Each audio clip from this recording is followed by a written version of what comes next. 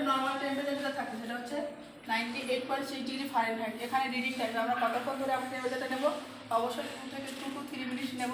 এবং আমরা টেম্পারেচার নেওয়ার সময় থার্মোমিটার প্লেসমেন্ট কথাই বলবো যে below the time contra indication, কখন কখন আমরা কন্ট্রা ইন্ডিকেশন রাখবো, যখন পেশেন্ট হচ্ছে আনকনসিয়াস থাকবে বা ওরাল সার্জারি হয়েছে, যখন হচ্ছে চাইল্ডের ক্ষেত্রে এজ যখন হচ্ছে লেস দ্যান 6 ইয়ার থাকবে বা অক্সিজেন ইরিগেশন করছে, সমস্ত পেশেন্টের ক্ষেত্রে আমরা কী করছি কন্ট্রা ইন্ডিকেশন রাখছি। বা সাইকিয়াট্রিক পেশেন্ট, কোনো যদি সাইকোলজিক্যাল প্রবলেম পেশেন্ট থাকে বা সিজার অ্যাক্টিভিটি থাকে, সে সমস্ত পেশেন্টের ক্ষেত্রে আমরা কী করবো ওরাল টেম্পারেচার নেওয়া হচ্ছে কন্ট্রা ইন্ডিকেশন রাখবো। এটা হচ্ছে অ্যাগুইলার রুল। এখানে যে সব থেকে মোস্ট কমন সাইড, এখানে রিডিং টাইমটা হচ্ছে 2 to 3 মিনিট, সাইড হচ্ছে মিড অ্যাগুইলারি সাইড। আর এখানে কী করবো আমরা টেম্পারেচারটা আমরা কত পাই, 97.6 ডিগ্রি ফারেনহাইট। এখানে আমরা কন্ট্রা ইন্ডিকেশন কখন কখন রাখবো, যখন অ্যাক্সিলারি সার্জারি হবে বা লিম্ফ নোড ইনলার্জমেন্ট থাকে।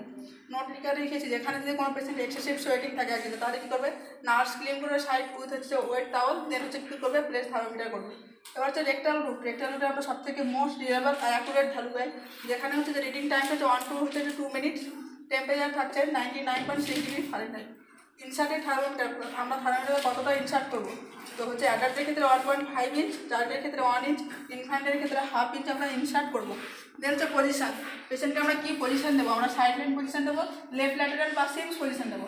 কন্ট্রা ইন্ডিকেশন কী কী থাকে পেশেন্টের ক্ষেত্রে, যদি কোনো পেশেন্টের ওয়াটারি যদি ডায়রিয়া থাকে মানে ওয়াটারি ইস্যু, এবং হচ্ছে ব্লিডিং ডিজঅর্ডার থাকে মানে হিমোফিলিয়া বা হেমোরয়েডস বা পাইলস থাকে বা কার্ডিয়াক কোনো প্রবলেম থাকে বা রেক্টাল হচ্ছে কার্সিনোমা থাকে, তাহলে আমরা কী করবো পেশেন্টের ক্ষেত্রে কন্ট্রা ইন্ডিকেশন রাখবো।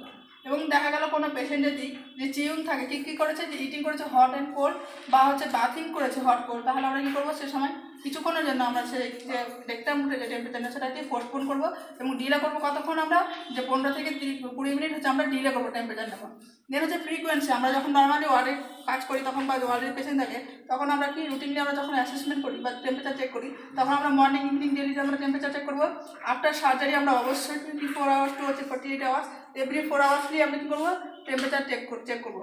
পাইরেক্সিয়া পেশেন্টের ক্ষেত্রে আমরা এভরি আওয়ার্স চেক করবো। দেন হচ্ছে ফিভার বা pyrexia normal oral body oral temperature থাকে 98.6 ডিগ্রি ফারেনহাইট বা সেলসিয়াস যদি কনভার্ট করি সেটা 37 ডিগ্রি সেলসিয়াস আসবে।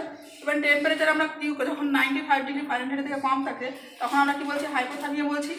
যখন হচ্ছে 95 to 98 ডিগ্রি ফারেনহাইট থাকে সাবনর্মাল টেম্পারেচার থাকে, 99 to হচ্ছে 100 ডিগ্রি ফারেনহাইট তখন তাকে আমরা লো পাইরেক্সিয়া বলছি।